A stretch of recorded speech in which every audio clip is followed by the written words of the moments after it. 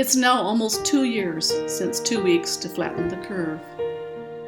We are into one of the most unusual global situations any of us could ever imagine since the time of the COVID rollout. At the very beginning, starting in early April 2020, I started a video called Waking Up. I had not even heard of this expression or the Great Awakening. I'd not heard of that expression at that point, but it came to me. And that's how I see what's going on. I see it as an opportunity for each of us to wake up.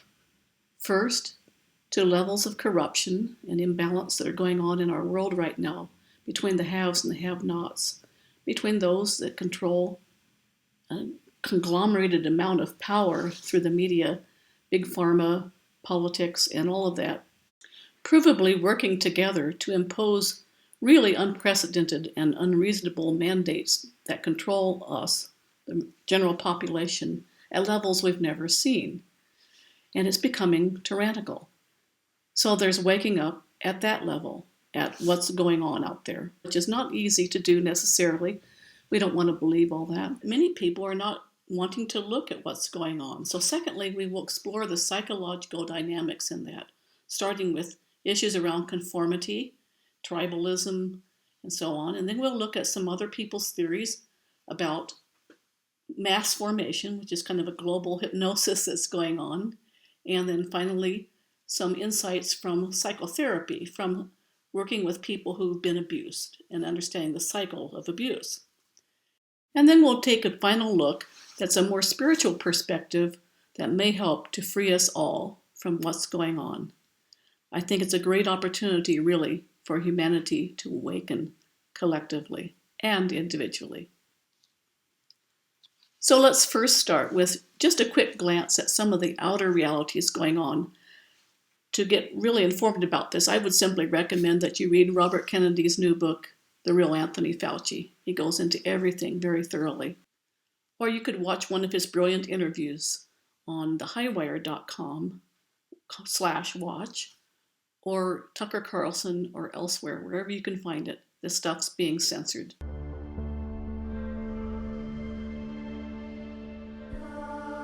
So you believe this is a premeditated thing that they were doing. So they realized that in order to get people enthusiastic about taking this vaccine, the best way to do that was to not have a protocol for treatment. It's not just my idea. Now it's completely laid out by the book by Dr. Pam Popper, the book recently published by Peter Bregan. I feel like I'm being played. So just because you cannot fathom your government having ill meanings towards you doesn't mean it is not true. I think it's clear that Big Pharma and the government are working hand in hand to essentially get every citizen of the United States on a never-ending cycle of vaccine after vaccine after vaccine. At the very least, I want to believe that he's unaware of the damage he's done. I would love to believe that. I've seen too much to believe that, though. He knows what he's doing, and he's continued to do it forever. And they thought they were untouchable. They thought they had so much power and so much money and control that we the worker bees were just too stupid to ever figure it out. We already have forced or coerced vaccination because of this manipulation of fear, data, and because of requirement to use COVID digital certificate. So what do you do, what do you say? And I think the answer is obvious, isn't it? You speak up even louder, and you tell those people that you will not be silenced. The economy is not going to be anything like it was. It's going to take a long time to recover. It's going to be, people are going to be surprised at how slow and how fitful this is. It's going to take a long time to recover. Do you trust any of these guys anymore? No, I don't trust these people. Obviously, if your viewers aren't familiar, my background is in specifically genetic engineering and molecular biology, specifically in immunological delivery systems like this. There is absolutely no evidentiary truth to anything that the WHO or the CDC continues to put out. But no, they're trying to inject this into infants. They're even testing and trying to say, how low can we go? How much money can we make? I have to ask myself the question, if this is about science, if this is about protecting the public, why are we using science as a noun and not as a verb, as in the science is settled, not some understanding. And why, if it's about science, is it leading to authoritarianism and lockdowns? I believe it's fully nefarious. You should actually do your own research, because the legacy media is here to delude you and to keep you under control. And we've got to dump it. And luckily, I'll end with this, is that people are dumping the corporate media. Nobody's really watching it anymore. Dear government, bring it on. Let's see what you've got. I am not afraid of you. You will not be able to shut me up. Continue to speak out. Oh yes, to speak out. Many of us have been trying to do that. And it's been hard to understand why so many other people don't get it. And why they don't even seem to want to, in many cases, even take a look at things that seem very reasonable to us. Many of them will even end relationships with family, with old friends, over that. Wow, how strange. There are many books and thousands of hours of videos that reveal the nefarious aspects of what's going on, and I have links below where you can check that. But next, let's move on to trying to understand the psychological and social dynamics of what's happening and how we are so vulnerable to it. Why aren't more people seeing through what's going on? One of the most important things in human society is conformity. Conformity is major. We cannot get along without staying in line, staying together as a herd. We're social animals. We need to do a lot of things in accord with each other. People are very strongly conditioned to conform to each other and to obey authority. From parents to teachers to government officials, from the day we were born, authorities have been telling us how to obey, how to conform, what to do, and how to hold it all together. Many types of conformity are rational and make a lot of sense and help society function well. But make no mistake, conformity can take us right over a cliff. There are psychological experiments in which maybe 80% of subjects will actually think that they're electrocuting someone to death and continue to do that when an authority in a science white lab coat tells them to do so. There's other experiments where someone will say, which finger is longer? And it's pretty obvious, but if everybody else in the room is saying it's this one, people start to change their answer. Conformity is a very strong part of human experience. There is a fundamental spiritual insecurity in conformity, as well as all of the factors we're going to explore in this video. But first, let's look at just surely the evolutionary function of conformity. It exists in the context of a tribe. We conform to a tribe and to its leaders, its authorities, and we do this in exchange for security, for food. We share hunting, we share territory, we share mates, we defend each other, we find meaning together. So the tribe is extremely important.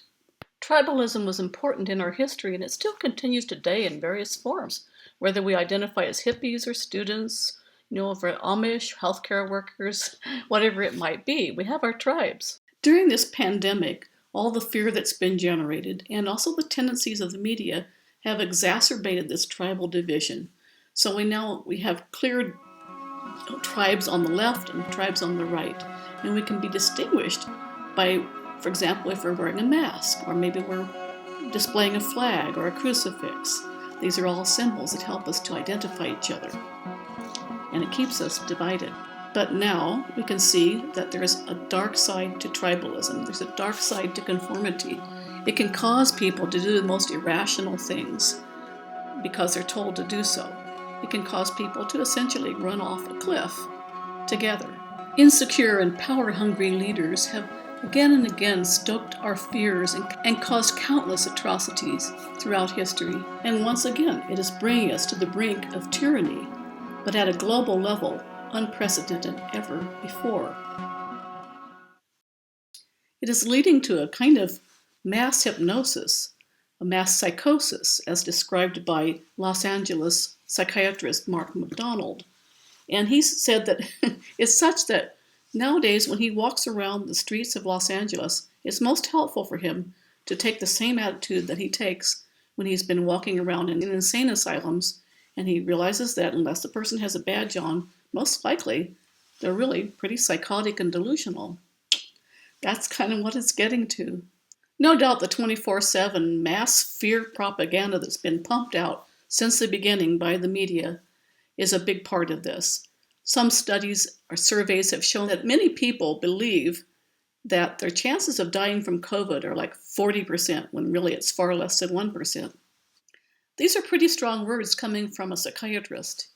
He also mentions there's twice the levels of depression, 3 times the levels of anxiety, and this will cause inestimable damage to children who've gone for almost 2 years now, little kids especially, without hardly seeing faces.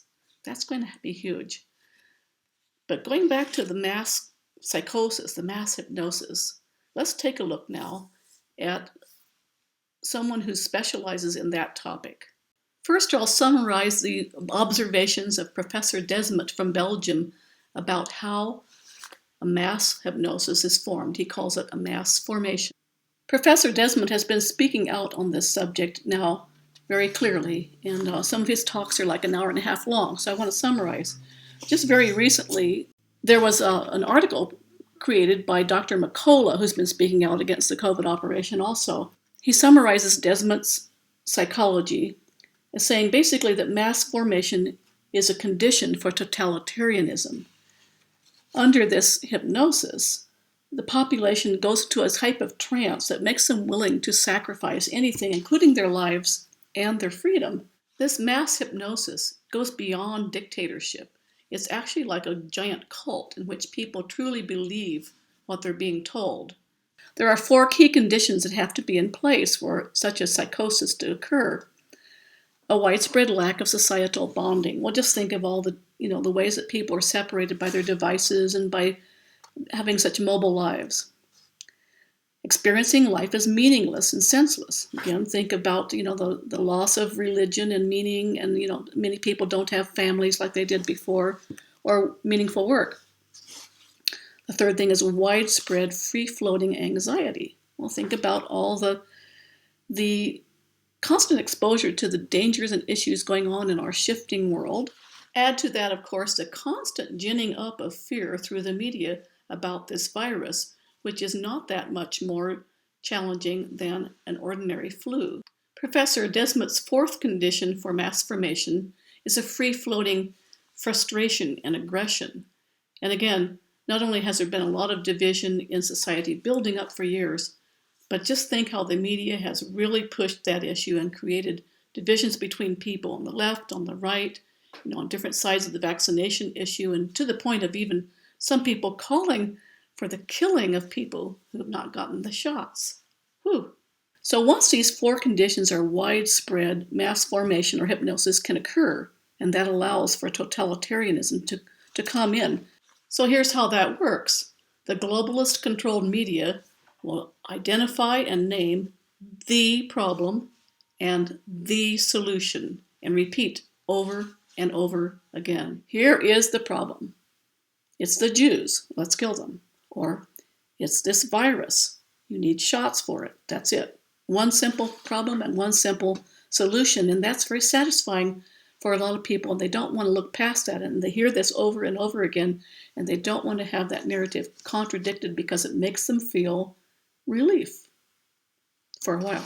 So after ginning up all 4 of those conditions, which were going on to some extent in society already, then we are presented with a solution. And look how many people were so proud to get their vaccination. It's just a simple solution. We're done. Now we can be free again. That's what they hope. He tells us that about 25% of the population is easily hypnotized, is really more subject to those conditions we just described. About 25% of us are more free of that and are difficult to hypnotize. And the rest are kind of in between, and those are the ones that we have the most hope of reaching. And the way to reach them is to constantly repeat another narrative. And that narrative is basically that the risk to our freedoms, the totalitarian risk, is really actually much greater than the risk of the virus. Continue to speak out. That's the most important thing we can do. To minimize the totalitarian rollout that's happening here, he adds that we who dissent, who question this official narrative, need to band together. We need to unify, we need to work together, and we need to physically come together. Whether it's a local group, like a potluck group, a homeschooling group, or protesters, or scientists getting together, doctors getting together who dispute these things. We are social animals, and this gives the people who are on the fence another alternative, a place to come together with human beings, something they've been very much wanting to do. Professor Desmond's work is a very important contribution to our understanding of what is going on. You can read more about it in the PDF linked below, or you can watch his longer discussion of it. With the leaders so uncouth, it is time to seek the truth from deception and the lies. So we need to stand up for our rights before our liberty dies. Other psychologists have been looking at it through a little different lens, likening the whole situation to the well-known cycle of abuse. It's really very similar to what happens in the dynamics in just a relationship between, say, a couple where one partner is abusive, usually the man.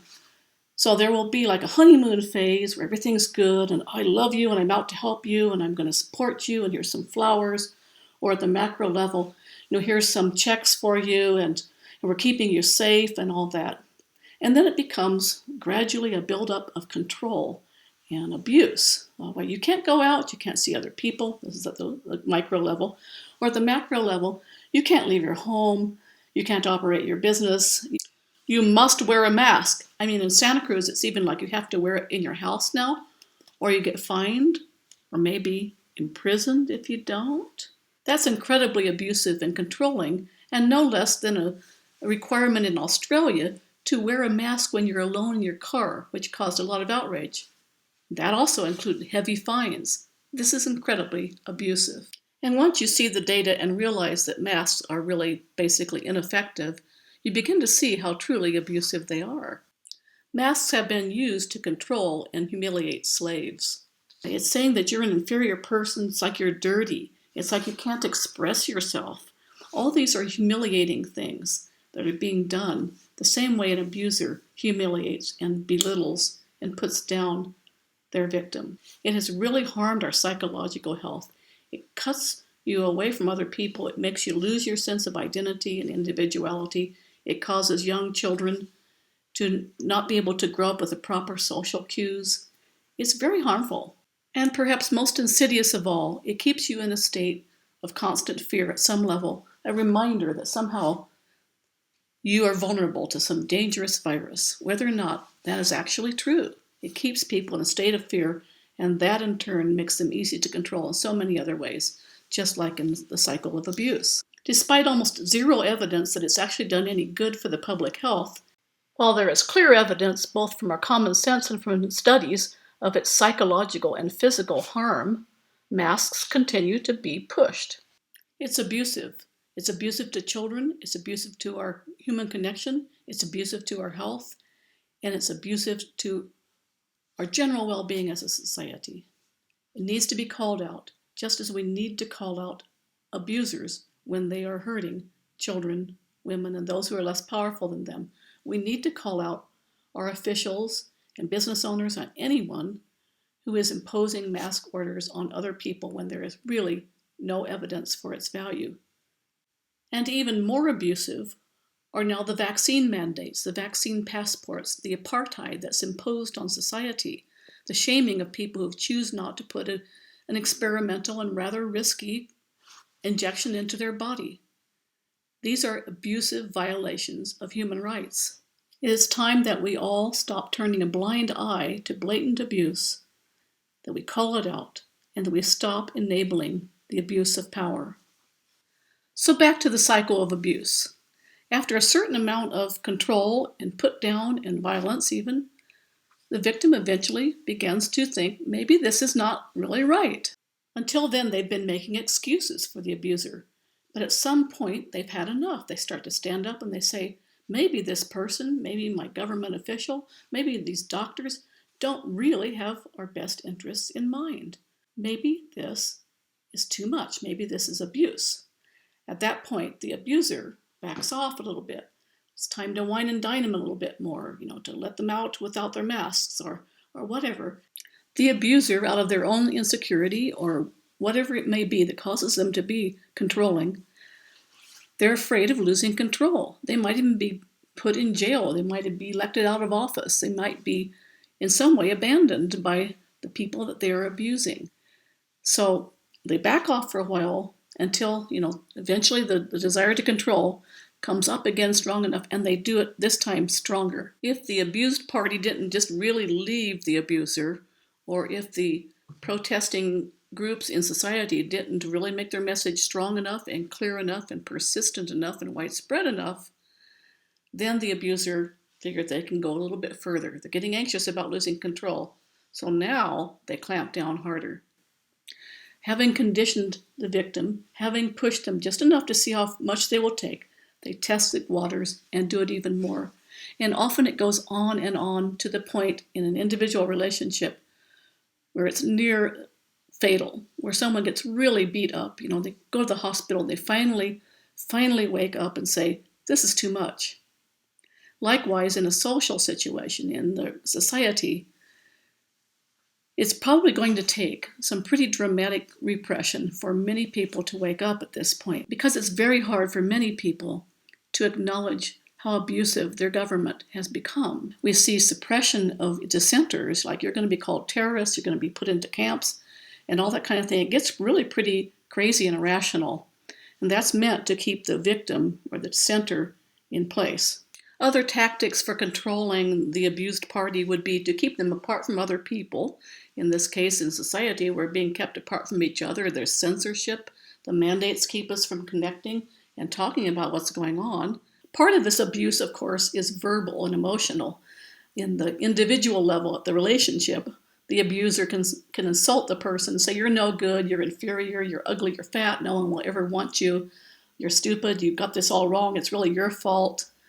And at the social level, similar things can be said, or it's all the fault of the people that won't get their shots, or it's because you don't comply that you're having a problem. You are prolonging this. It's your fault. So whether it's at a personal level or a larger societal level, the abusive dynamic continues until finally the victim or victims, as it were, just find it to be too much and they just have to speak up. But until that point comes, the individual just will keep being in denial, or the majority of society will keep being in denial. Many people just don't want to admit that their government, their parental kind of figure that's always looked out after them, or their favorite politicians are doing things that are actually abusive and harmful. Until that point, they won't look at the videos that you show them, they won't read the books, they won't read the blogs, they won't actually look at the truth about the situation. They'll call you a conspiracy theorist. Some of us may really have trouble admitting or acknowledging or realizing just how truly abusive some of these people are being. It's really rather psychopathic. And I've heard it said that by someone who knows someone who sees some of these people behind closed doors, that they laugh at us behind our backs. But as the violence and abuse escalates, the denial can only last for so long. That's when we wake up. But it may have to get worse before it gets better. So the lesson here is just like with the victim of abuse. Enough of us need to wake up, see what's going on, and stop complying and speak out. And to stop complying, we must first become courageous. We must step out of the herd. We must lose our fear of being sanctioned by other people or by the government. We must stand alone in our sovereignty and find a real source of security from which to do that.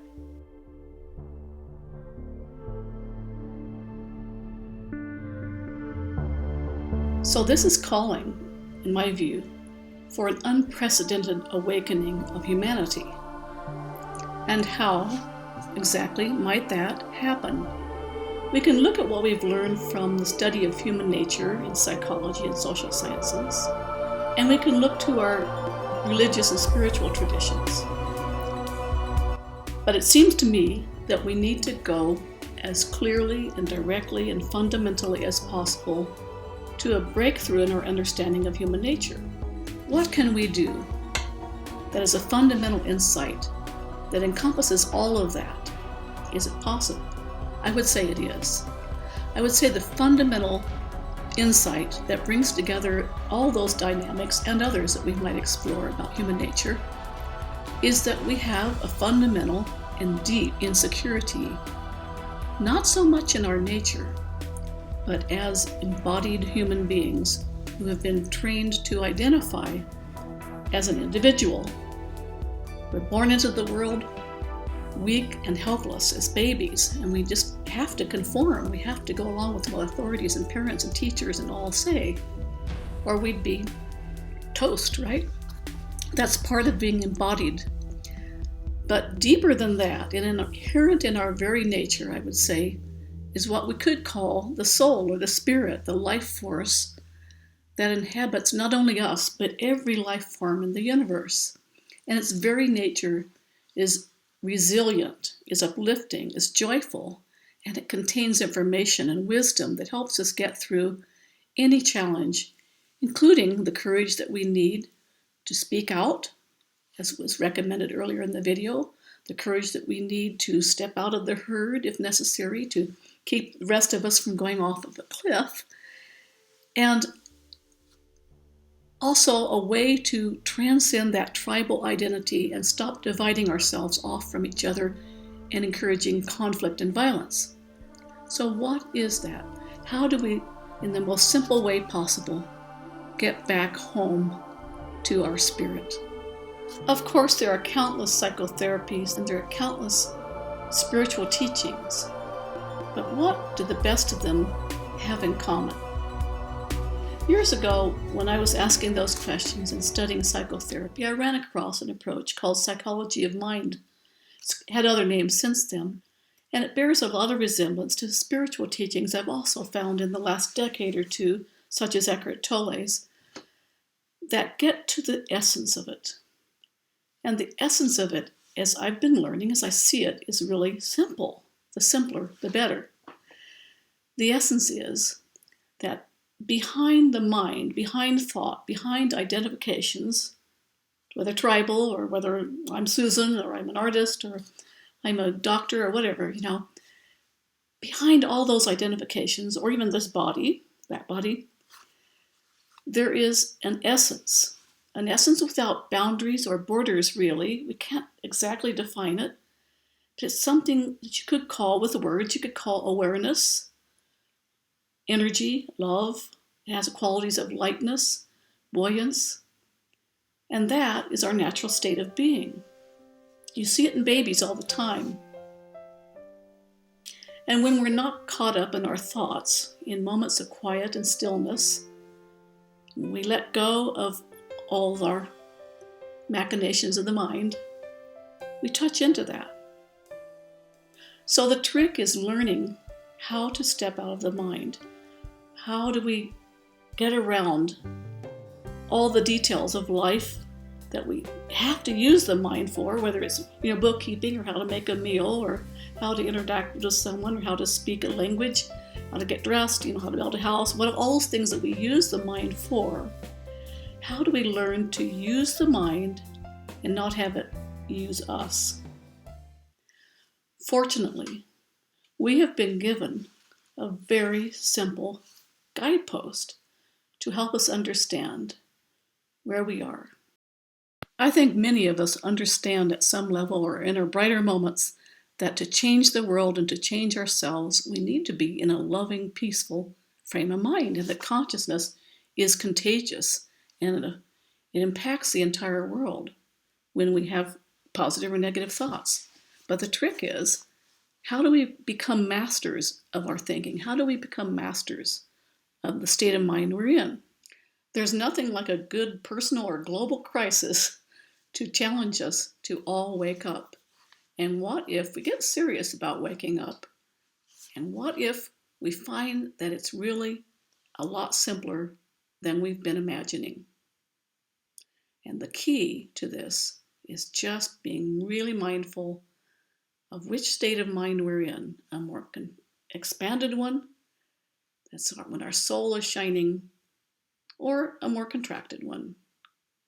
and then how to manage and navigate between those two states. I think one of the problems that we all have in terms of personal growth, religions and spirituality, psychology, and all of that is that our minds want to make it immensely complicated. So I've been looking at this for years, and I've looked at a lot of different spiritual and psychological teachings, and I'm seeing more and more that they really boil down to one teaching. It is expressed in slightly different ways by different people, but it comes down to learning to distinguish a certain kind of polarity in ourselves. There are really just two emotions, and emotions are what you need to most pay attention to. Just like the colors of the rainbow, emotions have many different flavors and styles. But just like light, they're basically light and well lit, or they're dark. They're expanded, or they're contracted. And what really matters is to get the general message of where you're at in an expanded state or a more contracted state. And then act accordingly. Understanding this discovery about the two types of feelings is like a compass that you can use moment to moment, day by day, regardless of whatever's going on, regardless of all the details, and regardless of whatever mood or situation you might be in. One type of emotion you could call love. It's expansive feelings, feelings of joy and happiness for no reason, feelings that come from within, from a spacious essence, from who we really are, from our soul. And then there's feelings that are more contracted. You could say egoic, when we identify as being this little me, this particular person, this body, or the tribe that we identify with, as we talked about earlier, or some of our beliefs and ideas or religions, and all those things actually can confine us and make us contract. And then we get into arguments in our heads, like what I believe and what you believe, and that's not right, and all of that. And that happens on, you might say, both sides of the political and religious divides that we may find ourselves in. So this isn't about whether you are more on the left or the right, or you're more into telling truth as you see it, or just going along and being compliant and doing what you're asked to do. It's about the fundamental flavor or energy with which you operate, no matter what you're doing, no matter what you're saying, no matter what you believe. The real divide is that in our state of mind, in our consciousness, not in the content of what we're talking about, not about the red pill and the blue pill, and not about the right wing and the left wing. It's not about all of that. The real division that we need to understand and embrace and put into practice as much as we can. It's not easy necessarily, but the concept is very simple. The real practice is simply learning how to recognize the state of mind that we're in and let it transform on its own. Let me explain this a little bit more. So when you're in a contracted state of mind, you're egoic, you're feeling it's all about me, and you're trying to defend the me, and there's always an insecurity in that. Even if you look like you're very together and you have all the money in the world and you have the power in the world, even the people that we see in this whole drama right now that are like that, they have a deep insecurity. Let's not be fooled by them. Otherwise, they wouldn't be looking for love in all the wrong places, so to speak, or power or happiness, just like the little guy. So when you're in that insecure state of mind, you recognize the feeling, the flavor, the smell of it by contracted feelings. Then be graceful. Just let it pass. Step back from it. Don't identify with it. It's just like in meditation. You just let it flow by.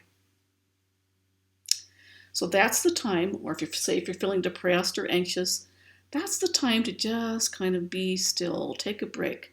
It's not the time to make decisions, to have that important discussion, to go look for a job, or to do anything that really matters. It's not the time to go on Facebook and yell at people.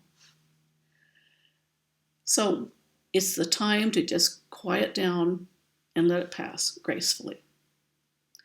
Now, on the other hand, when you're in a more expanded state of mind and you just feel like you're on top of the world for no reason, it's a beautiful day, you're out in nature, you're taking a deep breath, you just appreciate what is, you're just being happy for no reason, then be grateful.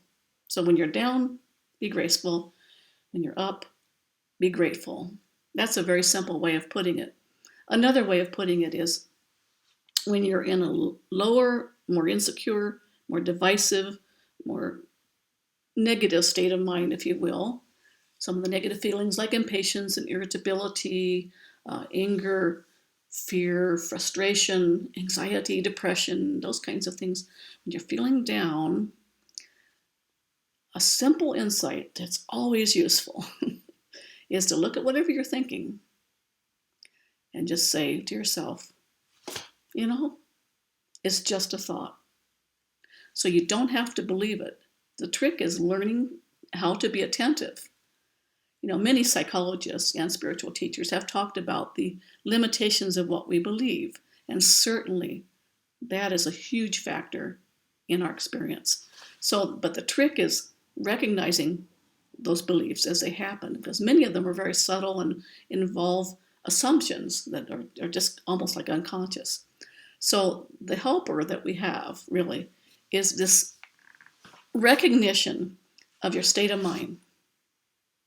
You know, one person that talks about this has spoken of the distinction between feelings as like just a little, you know, river of thoughts and feelings and things that are going on versus just stepping out of it and allowing what he calls a you feeling, as in euphoria.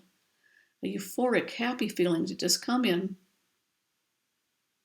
enjoy that, and let that inform the rest of your world. Let that inform your thought.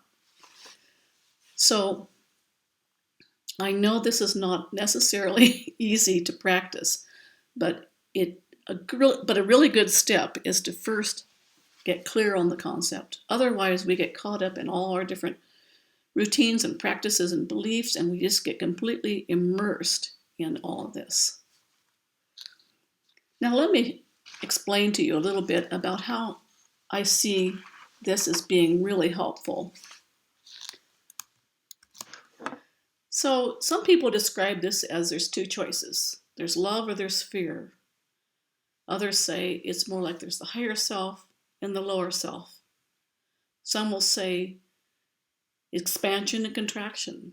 Some will call it space versus form. Some would say it's the ego versus the higher self.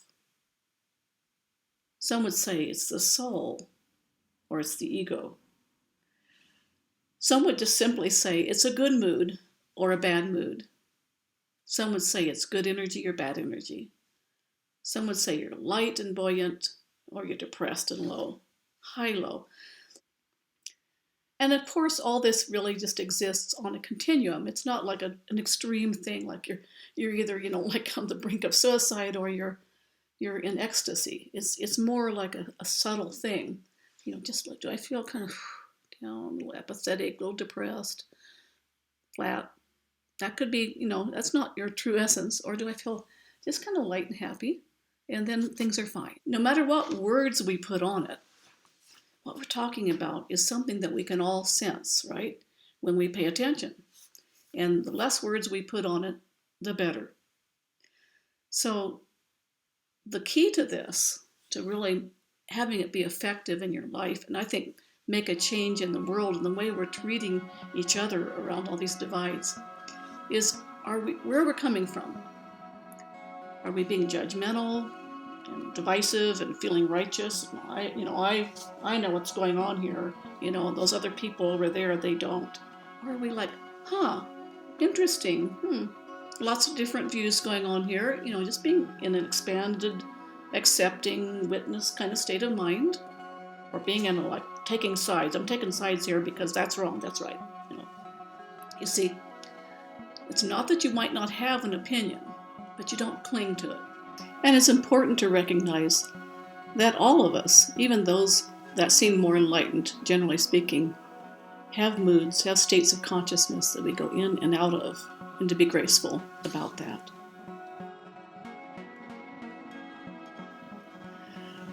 It's been about a month now since I made the earlier parts of this video, 2 months on part of it.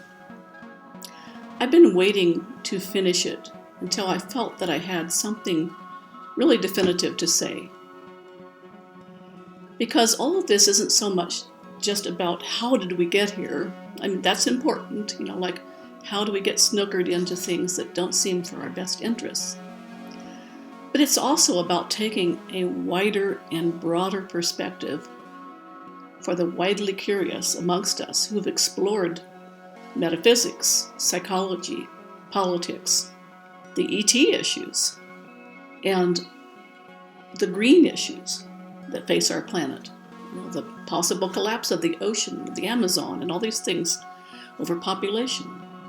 So this is addressed to people who understand, to some degree, all of those things, as well as the importance of transcending the ego and how to get a grip on your own psychological process. So the rest of this is addressed to people who have that wider perspective, who are widely curious, and want to see where would we go from here. Okay, and if you are a little weak on some of those areas, I recommend that you do some investigation. You might look at some of my videos that I have on Rumble, particularly on some of these topics. So, this morning, early February 2022, I was sitting in meditation, trying to send out prayers for the world, basically, blessings to the world, and it's always a challenge to know exactly how to phrase that. What came up for me, which I've touched into a little bit before, is just kind of a what if. Okay, coming from the perspective that all is one, that there is one mind behind all of this, that just appears in different guises, bodies, personalities, species, and states of mind, and egoic perspectives, identities, etc. But taking the view, the perspective, that really there is only one mind in the universe, even the AI would be part of that, okay? Here's what came to me. For this thing to change, this whole craziness that we see, and transmute into something very beautiful, which I think it will, we need to take a perspective.